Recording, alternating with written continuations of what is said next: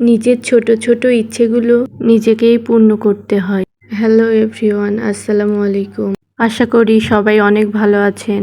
আমিও আলহামদুলিল্লাহ ভালো আছি। কিছুদিন আগে অফিস শেষ করে মেয়ের জন্য শাড়ি নেব বলে এখান থেকে শাড়ি দেখছিলাম। এই মামার কাছে অনেক সুন্দর সুন্দর ছোট বাচ্চাদের শাড়ি পাওয়া যায়, তাই মেয়ের জন্য একটা সুন্দর শাড়ি নিয়ে নিলাম। শাড়ি নেওয়ার পরে আমরা চলে এসেছিলাম জাহাঙ্গীরনগর বিশ্ববিদ্যালয়ের প্রান্তিক গেটে।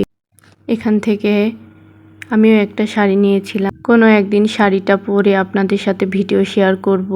আমার কেন জানি এই জিনিসগুলো দেখতে অনেক ভালো লাগে, কিনি আর না কিনি। আমার মতো আপনাদেরও কি এই বাজে অভ্যাসটা আছে? অবশ্যই কমেন্ট করে জানাবেন। এখানে স্টুডেন্ট বাজেটে অনেক সুন্দর সুন্দর গেঞ্জি, শাড়ি পাওয়া যায়, যেগুলো দেখার জন্য এবং নেয়ার জন্য আমরা মাঝে মধ্যেই যাই। জীবনে বেঁচে থাকতে হলে এই ছোট ছোট ইচ্ছেগুলো পূরণ করা বড়ই প্রয়োজন।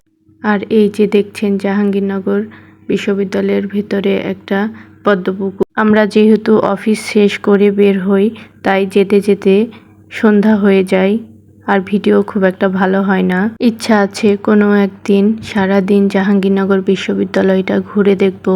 সবাই ভালো থাকবেন, সুস্থ থাকবেন। দেখা হবে পরের ভিডিওতে।